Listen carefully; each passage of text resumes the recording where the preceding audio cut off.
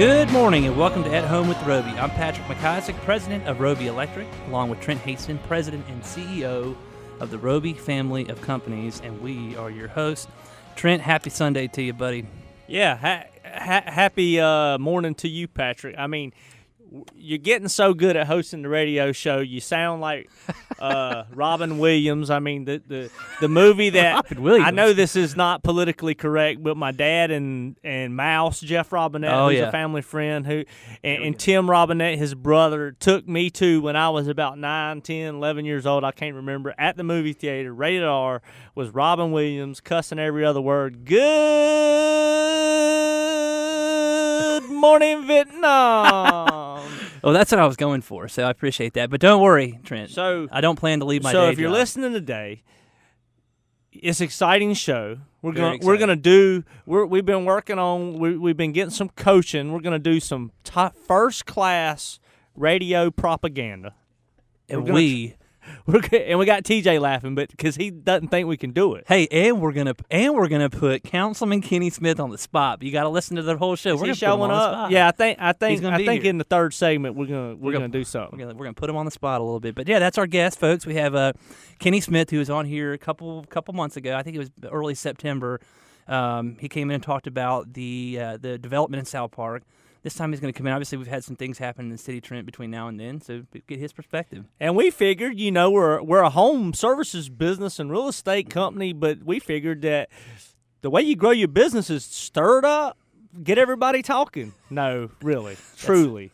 We want Charlotte to succeed and the economy to succeed, and we want to talk about current events and what's going on and how we can improve our economy, which improves people, which improves our business. Right, and we got to do it together. I mean, we talk about relationships all the time. So, I think Kenny's going to come in here and talk about some things that he's had that's gone on in the last couple of months that's helped further grow some relationships that I don't think he might have even had before.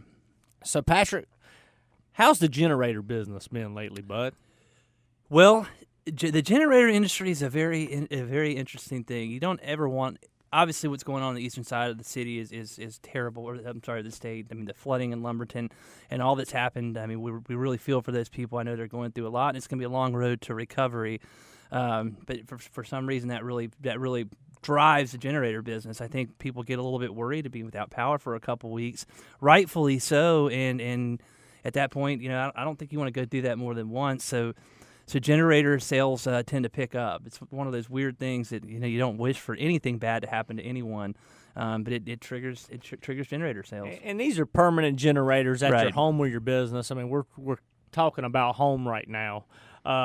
In my opinion, if you can afford a generator for your house and it doesn't affect how your family lives and eats, I think it's a very valuable investment. And I tell my guys all the time and our team and our women that talking to homeowners about how valuable a generator is at your home or your second home is our fiduciary responsibility in the business we're in, because you don't know you need it until you need it.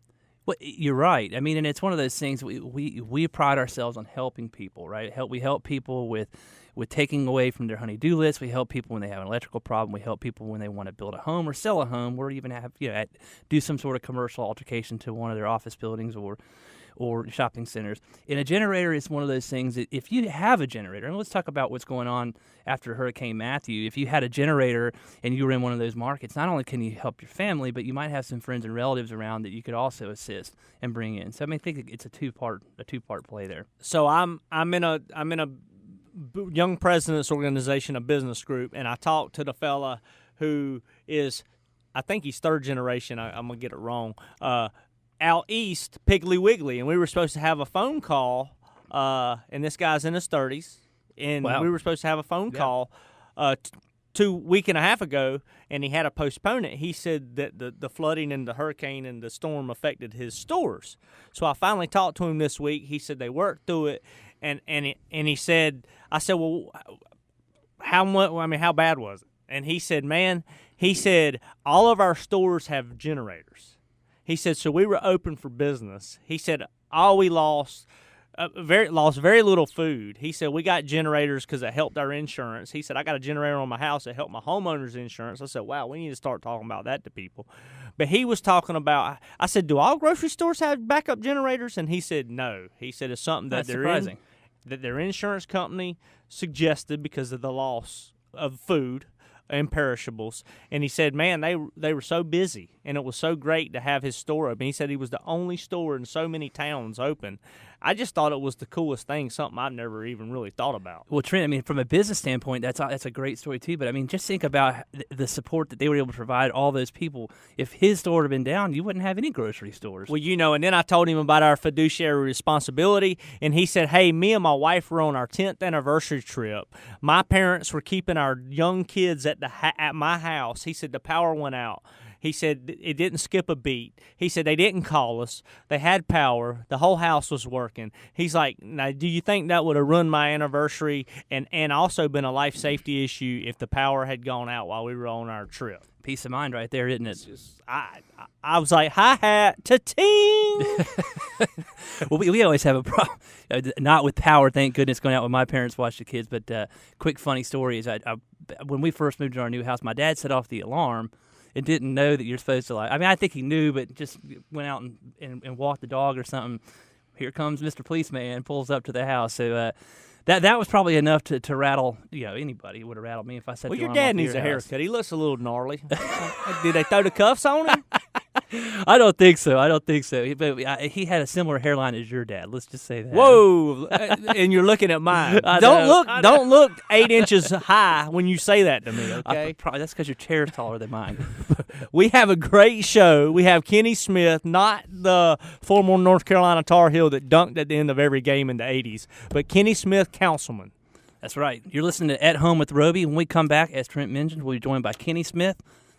We'll be right back.